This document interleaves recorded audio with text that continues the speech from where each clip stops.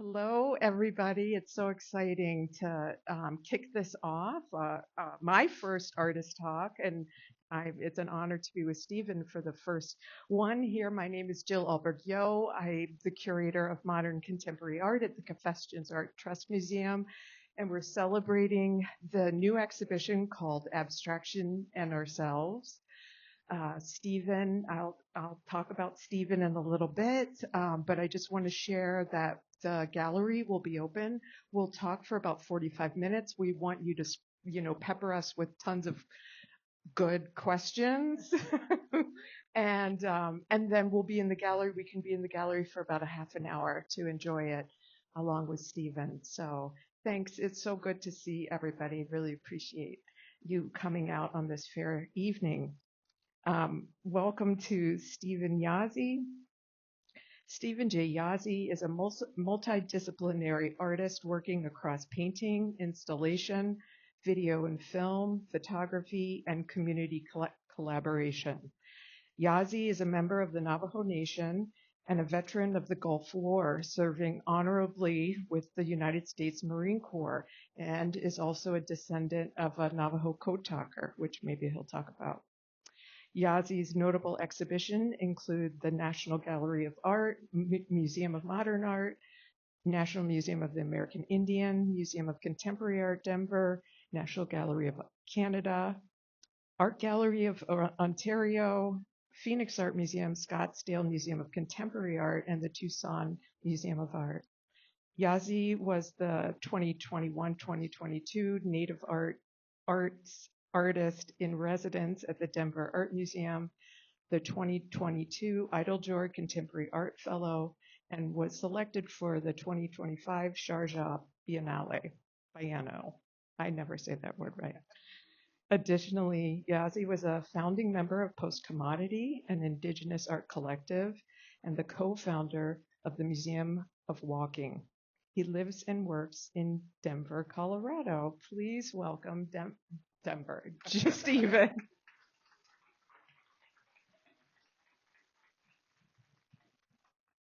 So we didn't think we'd need the mic because we both have very big mouths, but we're recording this for posterity. Welcome, Steven. Thank you. It's Good to an be here. honor to be with you.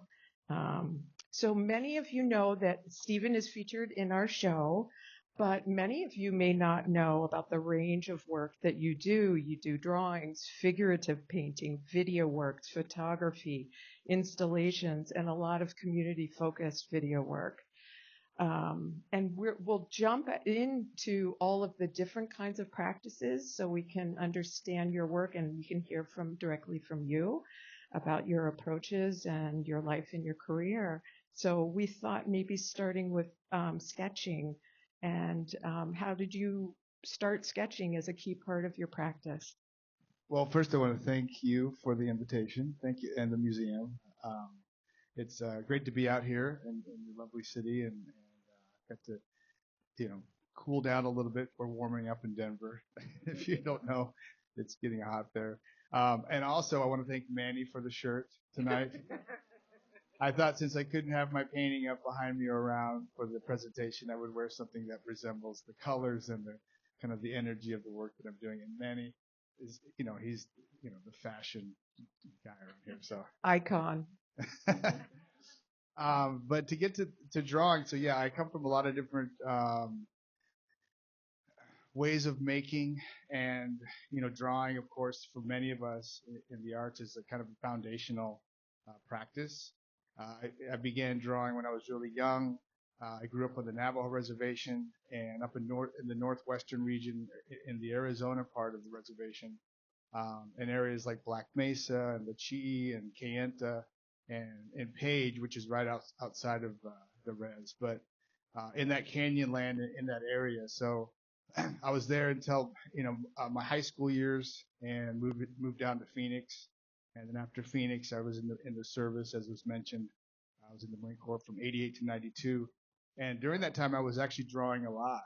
And in the Gulf in Saudi Arabia at the time when I was serving, I was in the infantry, so any downtime was just like resting and sleeping, and anything you could do to entertain yourself. So I did a lot of drawings for the guys in the field, as you can imagine, and we traded.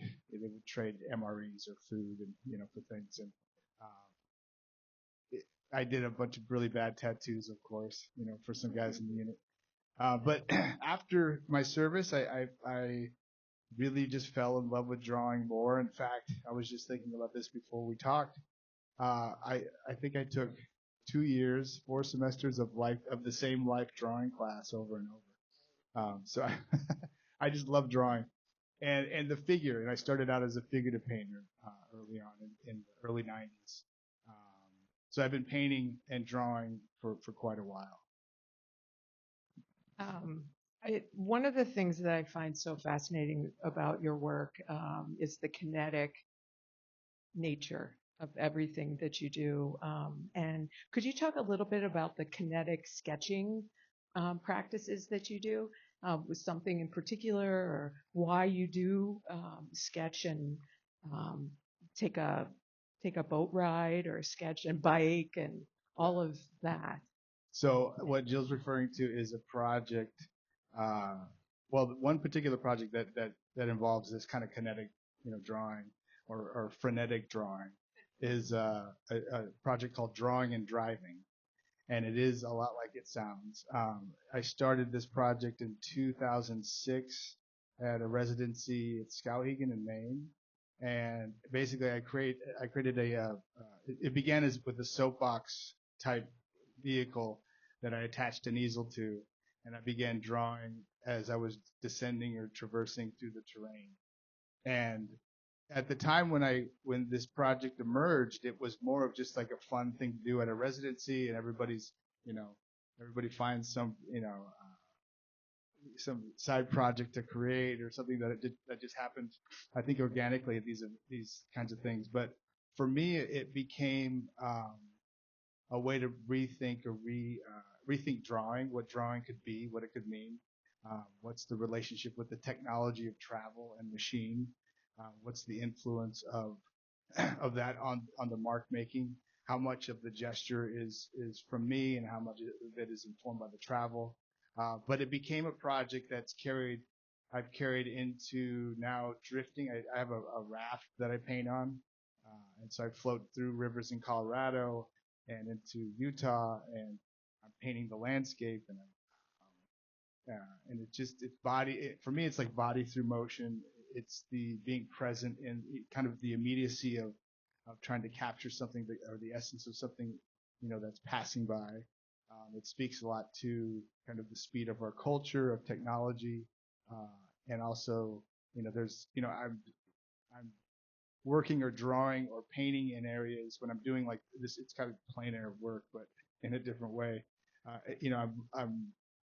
I'm moving through areas that are sometimes contested areas, whether it's areas that are dealing with environmental impact, or areas that are on the line of, say, the Navajo reservation and other federal lands. Um,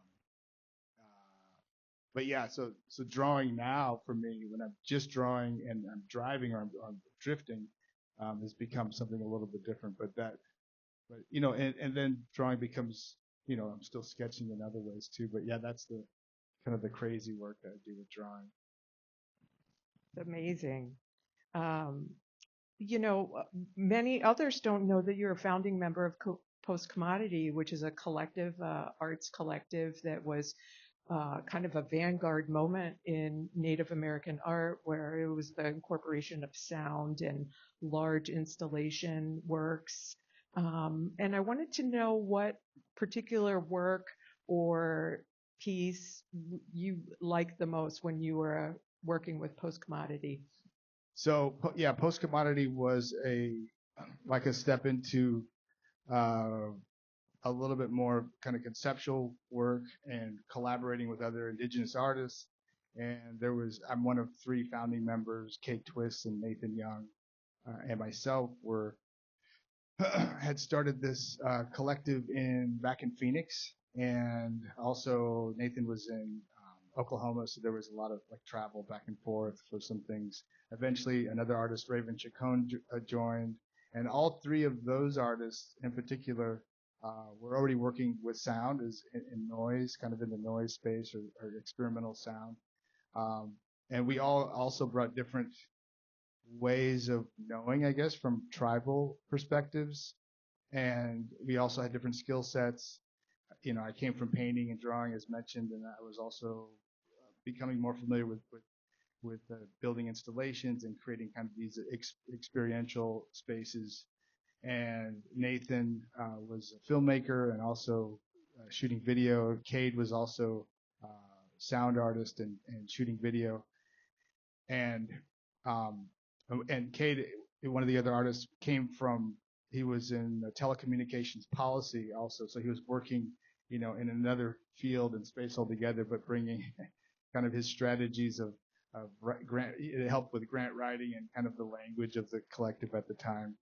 But I worked with them from around 2006, 7 to 8, kind of the early formative periods. But that was a really important time, I think, for a lot of us. Just learn, for one, just kind of coming into our own as artists, but learning how to collectively shape a narrative and kind of working for the greater good, so to speak, when you're working on projects. And one particular project that I remember that I really enjoyed creating with them was a piece called "Do You Remember When?" And it was this will give you kind of an example of the work that we were doing. I was invited to a ceramics residency at ASU, at Arizona State University, at the Ceramics Research Center, and I decided to invite the collective in and make it a collective residency. And we weren't ceramic artists, but we were coming in to kind of work with. We're like, what could we do that's working with earth materials, or respond to the collection, or in some some fashion, but something that as the group, as we were working kind of in kind of an aggressive way with kind of trying to respond to kind of institutional and historical narratives that have for a long time have kept Native people out in some regard. So we proposed to cut out the floor of the museum at a small 4x4 section, and what we did is we cut the floor out, and then we met with some community members from Gila River, some birdsong elders, and we asked to learn one of their songs, and we learned a song, and the installation became was that piece of concrete excavated from the floor, mounted on a pedestal, and the song. Then we put a wireless speaker in the floor, and you could hear our voices, and the bird singers singing this traditional song. It was a social song or something that they could share. But it plays through from the earth, right? And the institution, the university, is on these tribal lands, as many places are. And so it was a way for us to expose kind of the history and the stories that come from that literally come from the ground. And we also had we mic'd the rock, the sculpture, the floor, and it became every time people walked into the gallery, the ambient sound would affect the sound of the rock, or the vibrations of the rock, and it played through a sound loop into a speaker, and distorted sound. So it was very low and ambient, and it was there were a lot of moving parts and a lot of things that went into this piece. But part of it too was the ability that and the challenge of negotiating territory and negotiating, cutting the floor out of a museum, as you can imagine, was really difficult. And but that we were able to do that in a way that created this piece that I felt we all at the time, even to this day, I think felt like it was became a very meaningful piece for us, and that we all did it together. Everybody had a different role in this process. And And at the end of the exhibition, we tried to sell the floor back to the museum for their collection, which it didn't work out that way for us. But at least we gave it a shot. They didn't like make you have a plaque and said post commodity was here. Right. No, they just put I can't remember. I think we broke up. Actually, the piece on the pedestal became kind of a coup for us, like, claiming this as our new piece in our new territory. And we did break it up into smaller pieces that we made smaller pedestals, and the plaque basically gave the coordinates. So we did try to like bring the piece into kind of like let it change and evolve after the exhibition, but it was a fun piece. But yeah, the collective I think is still active. I'm no longer with them, and there's another I think Cade and Cristobal, the other two members. But post commodity, you can find out what they're up to these days. But yeah, it was a fun and meaningful time together for sure. Also your videography, and I hear you talk about things and I think about your work, and it is about having these connections with time in broader senses, and the world, and I don't even use the word landscape, place. But if those of you have seen Steven's work with videography, there's something that you are able to do with videos and photography as well, that really pays. It's a tribute to the actual places. It's a relationship based kind of interaction rather than being extractive of, photography often being extractive. You can really sense in the work that you do, um, it, as a videographer and as a photographer, it is a back and forth. Yeah, and I'll go back a little bit. So my early way into videography or video or film really began with the drawing and driving project, because it was a way for me to document that process and that experience. As a conceptual artist, whether it's performative or performance or something that may be ephemeral, you have to like rely on the new tools to document, whether you're writing more about it or you're photographing or you're filming it. Excuse me. But God, what was I going to say though? Oh, one thing I wanted to mention about that was, and you mentioned extraction. So as I was working through this drawing and driving series, I started to think about like how that work. There's a whole, from the 70s, on the land artists of that era, and very like, like Heisner, just like imprinting, you know, themselves into the land, whether it's like doing figure eights on motorcycles, doing donuts in the middle of the desert to create some kind of, new topography and drawing with a bike, or the double negative that sits in the Nevada desert that's just like, it's chunks of land that are like, but the new piece with the city is another conversation. But the work that I was doing was I didn't want to imprint myself back into the land, so to speak, or to take from the land.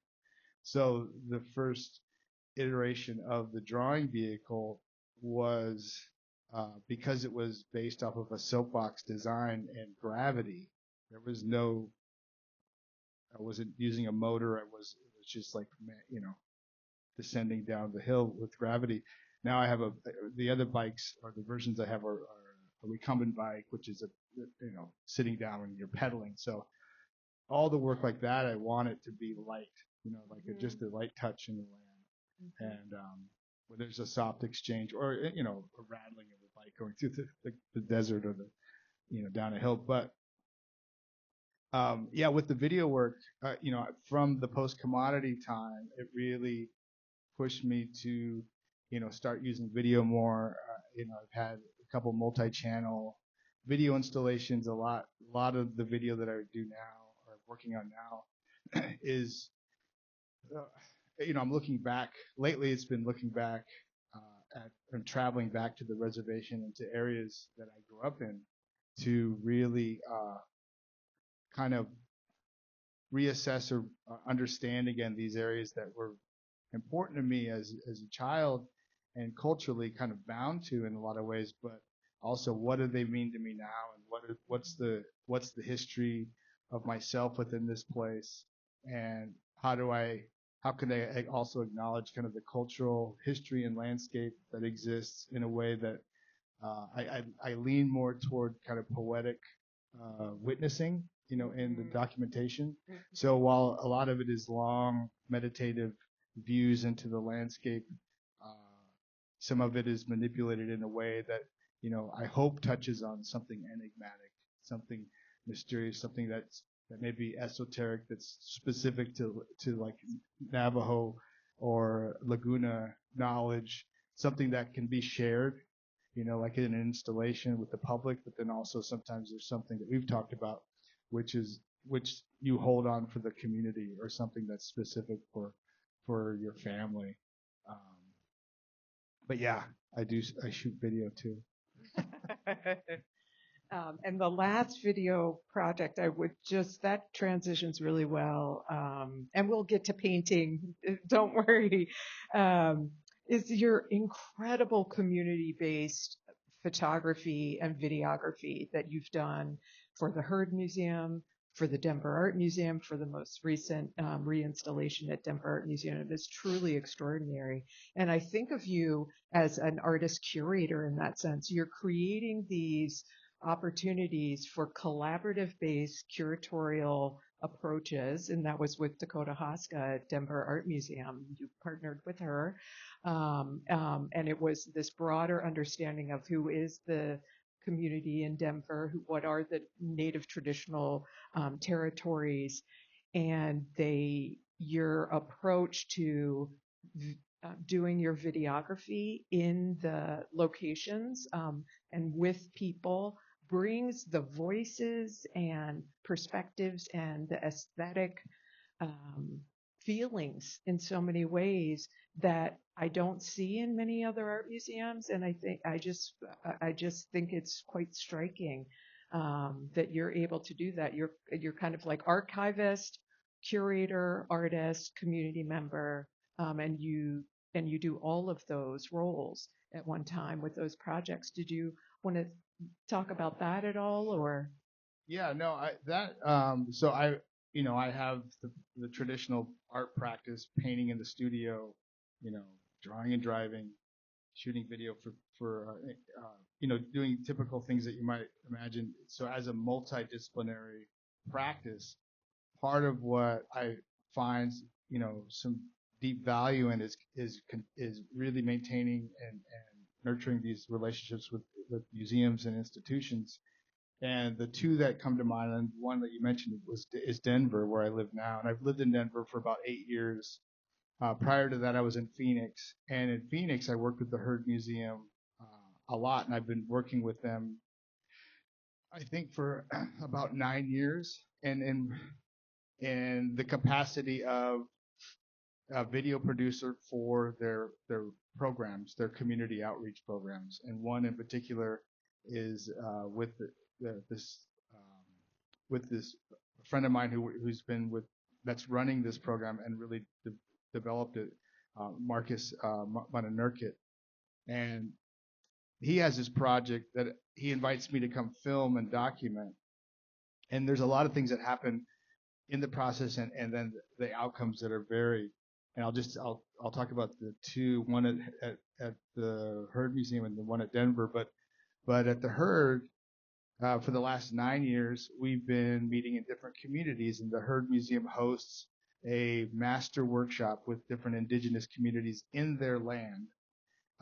Then they find the funding to support a master artist in their community, and then invite other artists or people, community members that are interested in it, whether it's like weaving or yucca sandal making or shell etching or a lot of different traditional forms.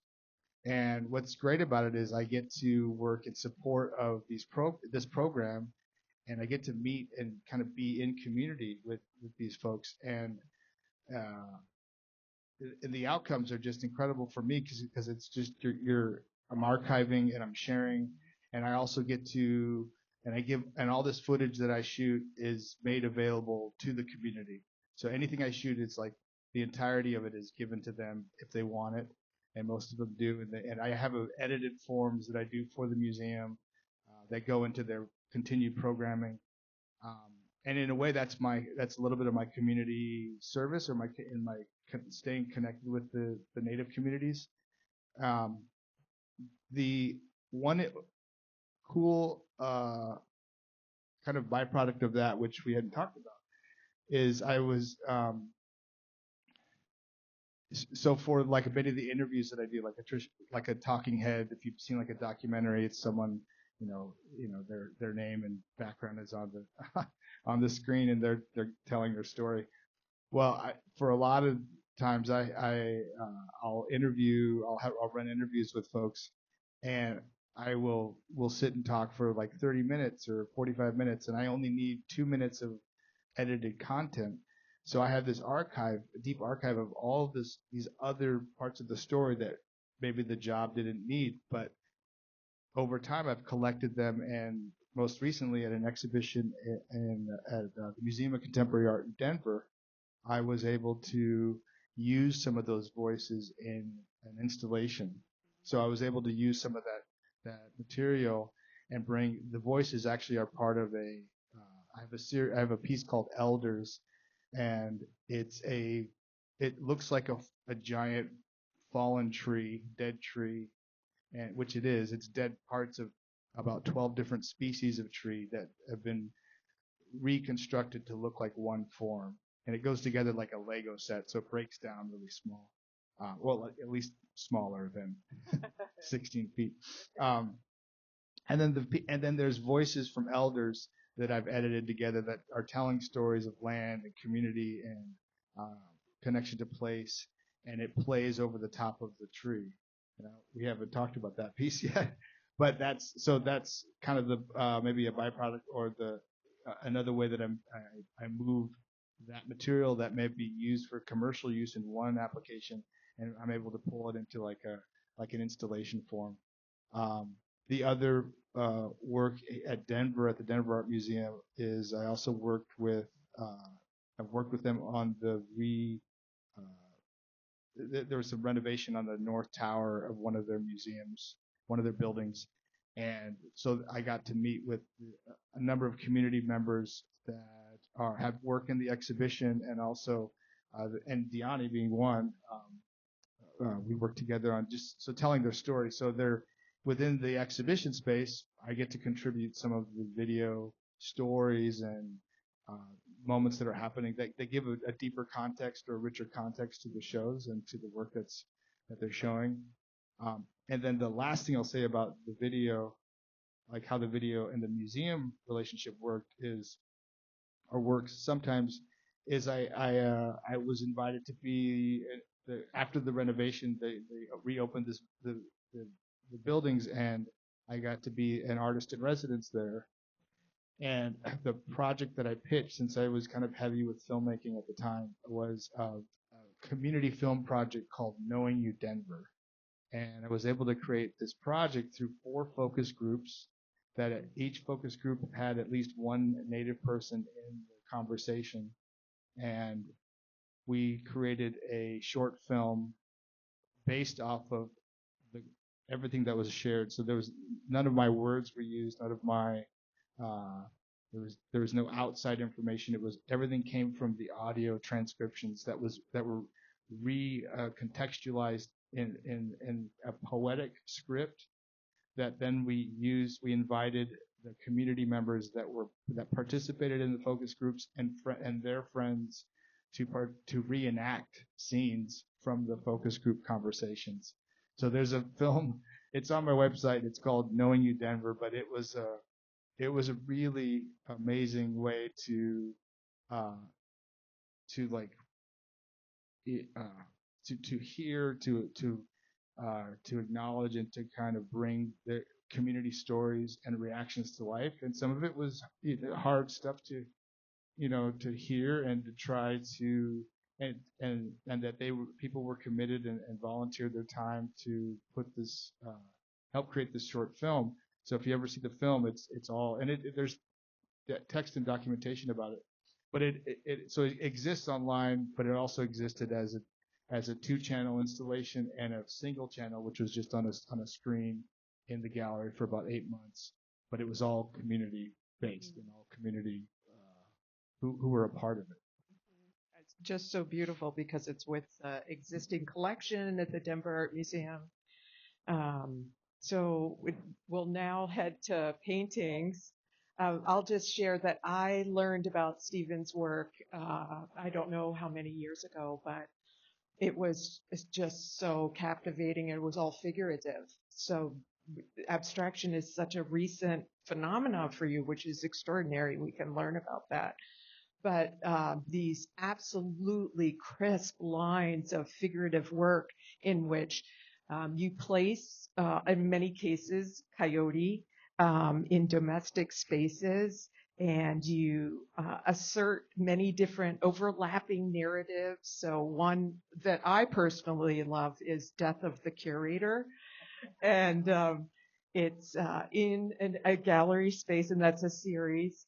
And it's in a gallery space in which the coyote is walking along, like it's his space now, his or her space now. And there's these beautiful paintings up in the background, just with this luscious lines and color that you have.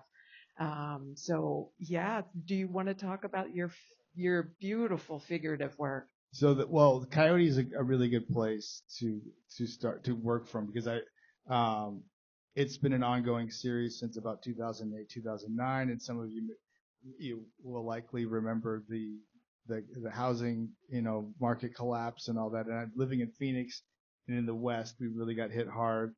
And so it was during this time that I just started to notice. Well, Phoenix is kind of an unsustainable like growing city into this desert where water is a huge issue, and the climate and the heat, a number of things that I left for a lot of reasons. Being really hot was one. That's probably the main one. But at the time, I noticed there were a lot of homes that were being built and a lot of structures that were kind of had this like the new beautiful utopian like structure, homes that were abandoned because of people going bankrupt or losing their because of the market and everything that just kind of got rattled. At the same time, I was noticing, in one particular evening, I can even remember when my wife was sick at the time, and I had to go to it was like in the middle of the night. I needed to go to like a CVS or Walgreens to pick something up, and cruising through, through Central Phoenix, in a parking lot next to me is a coyote like running alongside, me with the car. And as a Navajo, if a coyote, crosses your path, you don't continue on that way, and you have to stop and go back or go another way. And the workaround on the res though is you just pull over to the side and let somebody else pass, and then and they can take their problem. Yeah. But at that particular night, the coyote was just in the shadows for a moment, and I just kept thinking about their existence in the urban environment as well.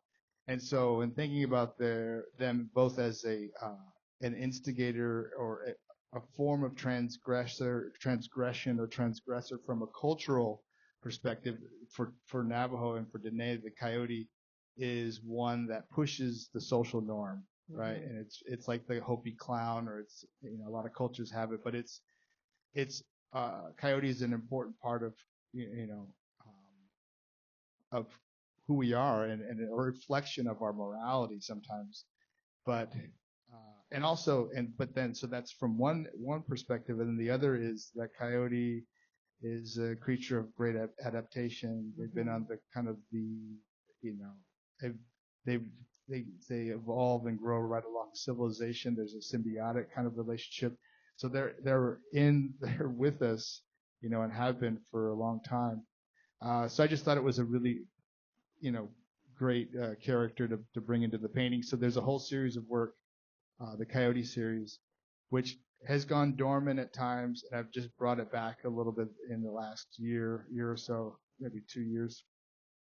And yeah, so I have coyotes running through galleries. I have coyotes kind of running through living rooms or sitting and it's void of people, Yeah. but every artifact of the human experience is in these rooms. And a lot of the rooms that I focus on are kind of mid-century looking. There's a lot of mid-century furniture, a lot of design that is like this utopian ideal, I think, in many ways. And also some of the design that may take from or share or might borrow native designs to incorporate into a design in the furniture or in a rug or in some artifact in the room. But so there's always a reflection too in these paintings of the natural world. So there's a painting usually in the background of the landscape or of nature, which is kind of funny. It's like we always are reminding ourselves of nature in our homes. But then with Coyote, it adds another kind of twist to the narrative. But yeah. Yeah, it's just incredible. Take a look if you haven't seen his Coyote work. It's pretty extraordinary. I remember reaching out to you and I said, I was working somewhere else at the time. I was like, I want one of your Coyote. I want a Curator, Death of the Curator. You're like, I'm past that. I'm on to abstraction now. Yeah. Yes, and so abstraction is a new development for you, and it's incredible that you've only been working in abstraction for such little time because you have such command.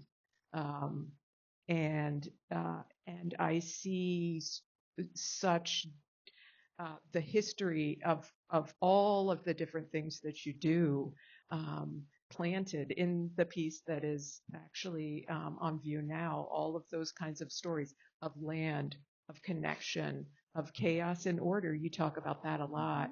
Of motion, activity, life. And we would just love to hear about if you want to start talking about that piece and then about your take on abstraction. Sure, absolutely. I think Coyote is a good way to even step into it because the notion or the idea of Coyote that brings chaos to order is another way to think about this abstraction work. I will say that I tried this series out in the mid 2000s but it just didn't stick the same way that it has now. So the painting that's in the exhibition, it's called Erupter, and it's part of a new series of work that I've been really falling in love with and has been kind of the principal area of focus in the last 3 years, 3-4 years, 3.5 years.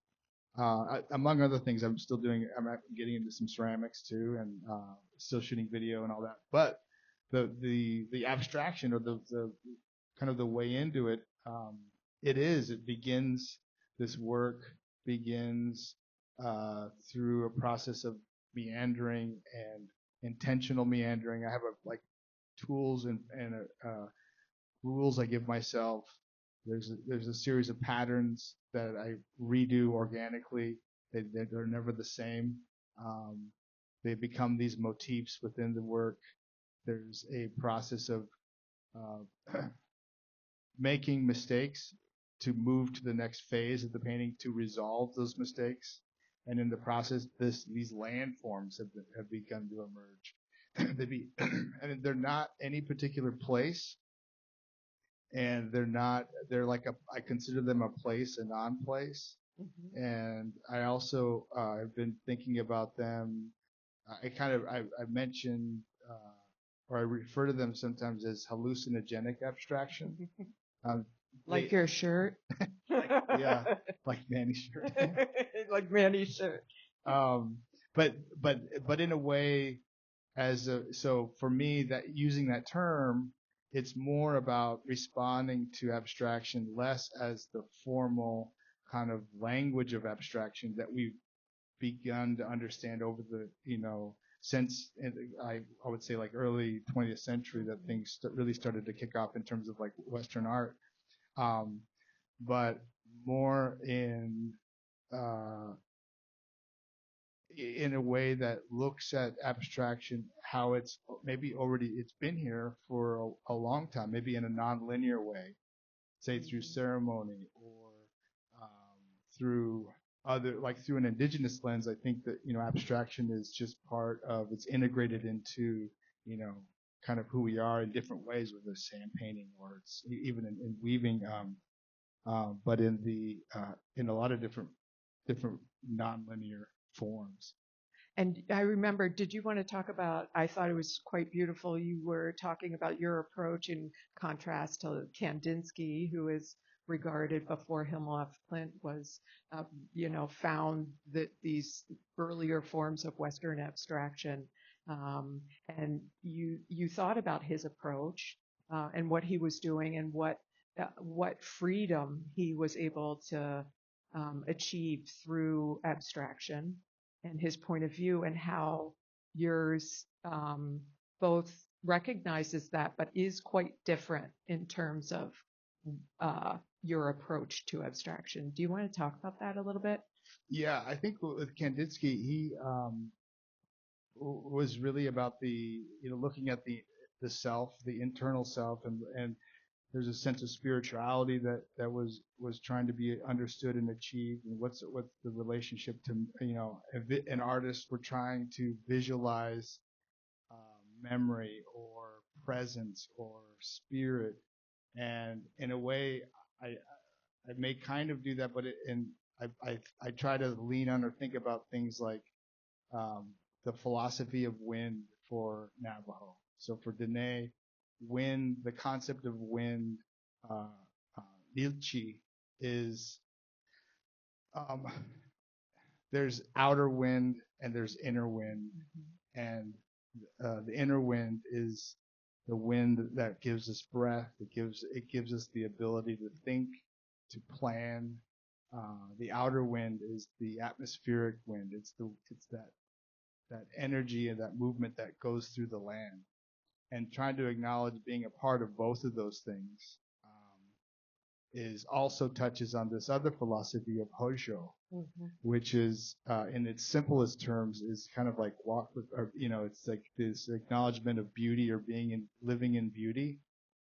But I think it's like more than that. Like for me, the idea of Hojo with painting is to, I think, kind of work through it in a different way. Like it's not so much about beauty, but it's about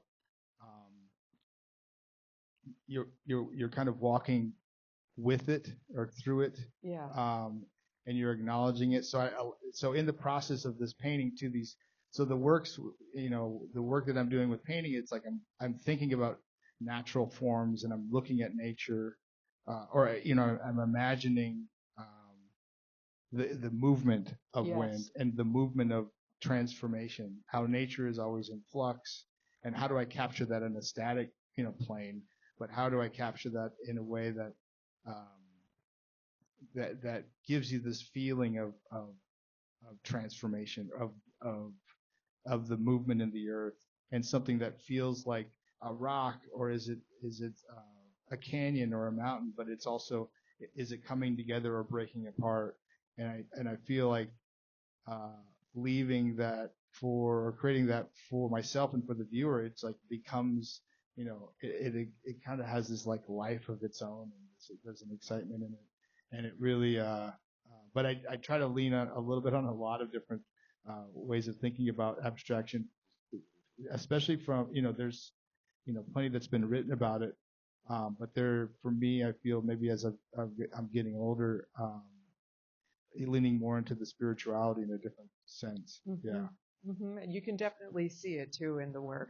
And we're so fortunate for you to be working in abstraction because you're adding something that I don't see in anybody else doing, and it's such a wonderful thing. Well, to close before we open it up for question and answers, I'd love to hear your thoughts about you walk through the show.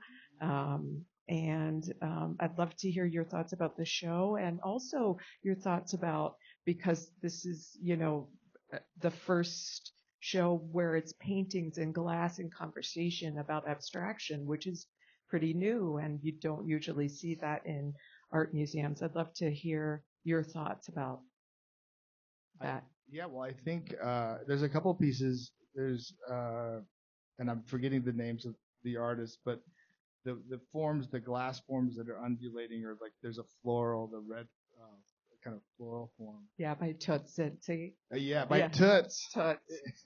How could you forget Toots? I know. But I think there's a process, like there's a deep relation in the process, aspect of both glass and abstraction. And is it Frankenthaler? Yes. Yeah, Helen's work, where there's, you're a lot. You also in a lot of painting, at least with the abstraction that I'm working in, and what I'm seeing in the show, and also in the glass. I imagine there's a lot of you're letting the material really guide, how things might be formed. I know on Toots's work, we had a little. Was it Manny? Were telling us about the glove, like how the artist was forming the piece, but that, so there's, the artist is, what I understand is like is really dependent on, timing and the heat and material, different, what the material wants to do when it's folded and bent, and how much of the human hand is informing its shape and form, and how much of the material is also, and the experience kind of creating it itself. Mm-hmm. So I think process is a big, I think it has a really good connection, or really, it's maybe the closest connection that I can think of. And you mentioned something about sand, which I hadn't thought about, like with glass, the actual material substance of sand as being fundamental to, the earth. And it is essentially earth material, like glass, and it's caught in this state from like, liquid to solid, right? And it's gone through these transformations, and maybe a lot like clay in some respects, but it is like a very natural material that we try to replicate visually in a painting, right? But is done like so, beautifully and gracefully with a lot of the work in this exhibition. So I'm excited about the conversations that are forming around, this work, and congratulations on this show, and knowing that it is significant, and that it hasn't this kind of presentation with purely abstraction and the glass, being shown together, because it's really great. Thank you. Well, thank you, Steven. Let's give a round of applause. And we have time for questions for Steven and or me. Thanks, Evan. Were you filming the whole thing? Thank you. When you were talking about your whole variety of forms and your evolution through those, it reminded me of one of our Minnesota iconic artists, George Morrison, especially with the abstract. Growing up in the West, were you influenced by our Midwestern artists at all at that point, both being indigenous artists? Well, George Morrison had a huge kind of impact, I think, throughout Native country, right? I did. I was really drawn to his work for a lot. There was kind of like a sense of mapping, and the color that he used definitely was. I had seen a lot of his work at the Heard Museum when I was kind of growing up as an artist, the West definitely had probably the bigger impact on me. But as I've gotten older, I'm so inspired by so many of the traditional arts that are throughout the country and throughout the different tribes.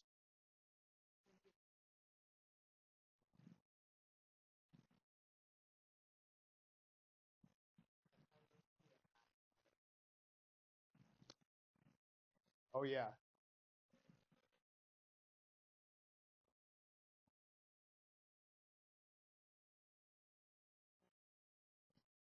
That's a great question. Yeah, and there was a musicality to his color choices. Like that was like it wanted to like he I know wanted to think about that as like painting as a symphony.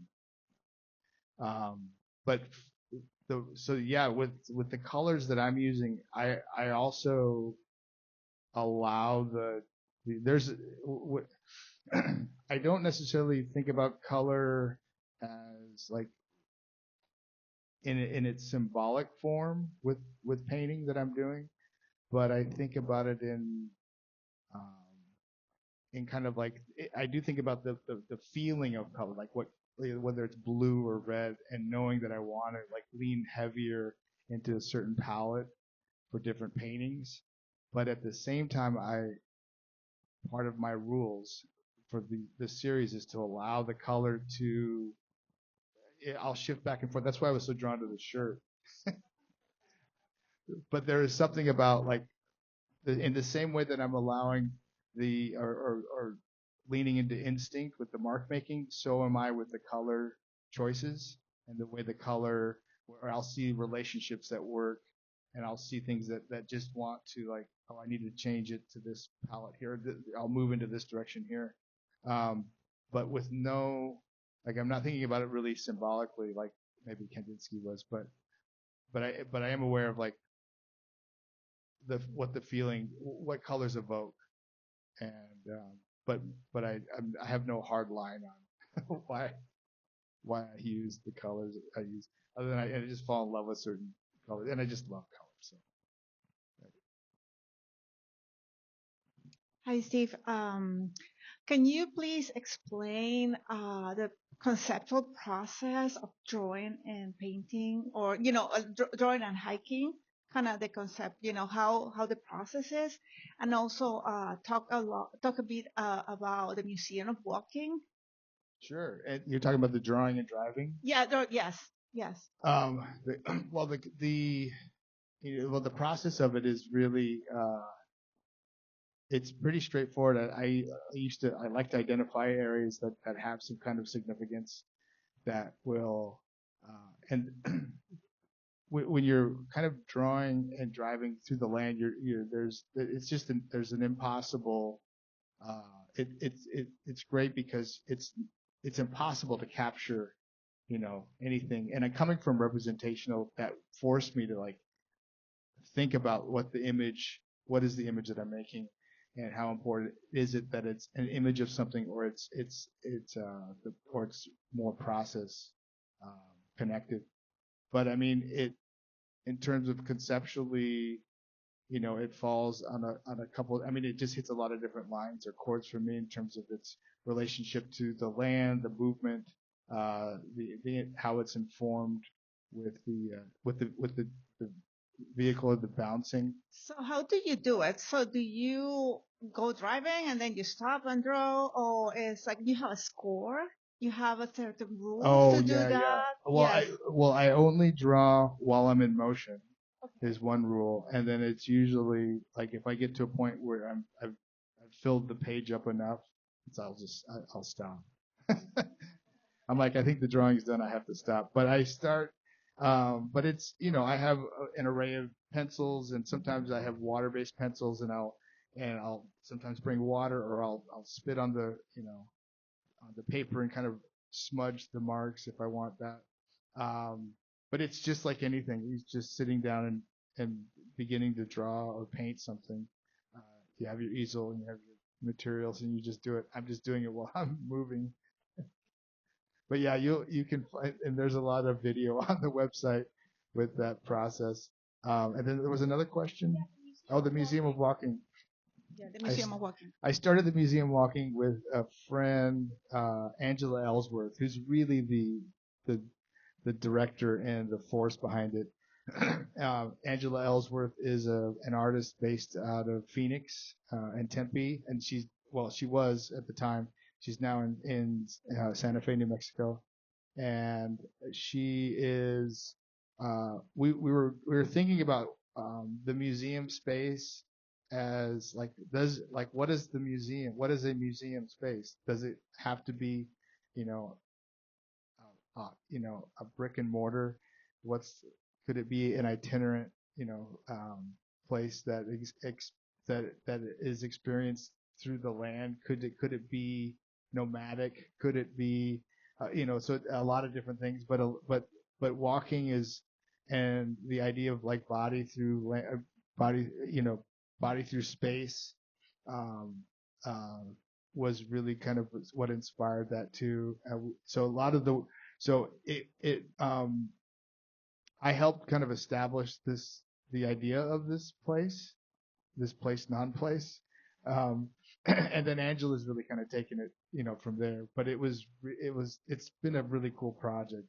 In fact, she is hosting a walking residency, I believe. And I'm looking at Evan Evans, my friend and gallerist in Santa Fe, but she also knows Angela really well. So, but yeah, I think if you can sign up. She has a residency in Italy this summer, and it's basically, I think there's silent walking. There's all these different ways of kind of walking or being in the land and being together. Sometimes whether it's community or it's individual, but the outcomes are a lot of different things. I think audio, video, writing, drawing, and sometimes I think she hosts exhibitions in places. Sometimes it's just online. But yeah, it's a lot of different things.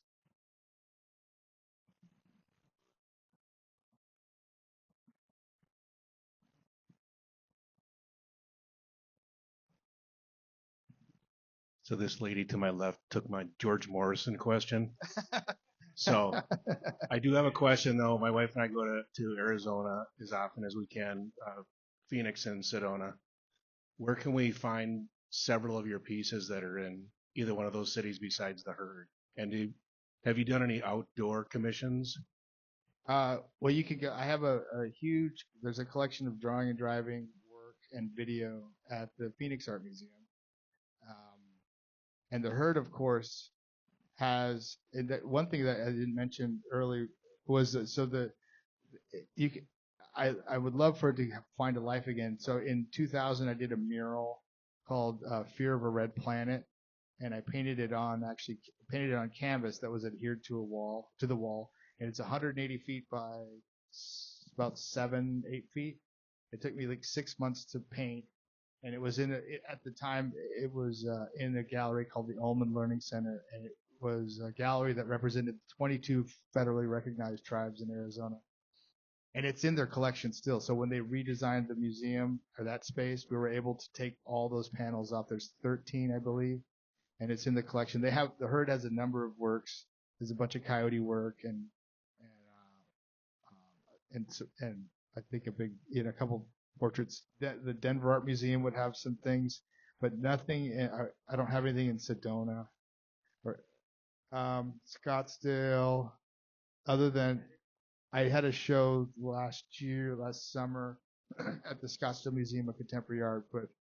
But you can see many of my new works at a gallery in Santa Fe called Roux, R-O-U-X, Roux.art, right?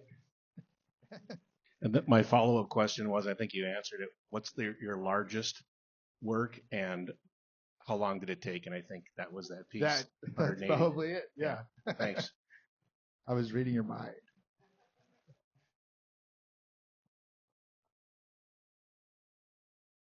Thank you guys so much. Thank you, Jill. Yeah, and if you have questions in there, I'll be around, so I'm happy to talk with you all about anything. But thank you so much. Yeah, it's great.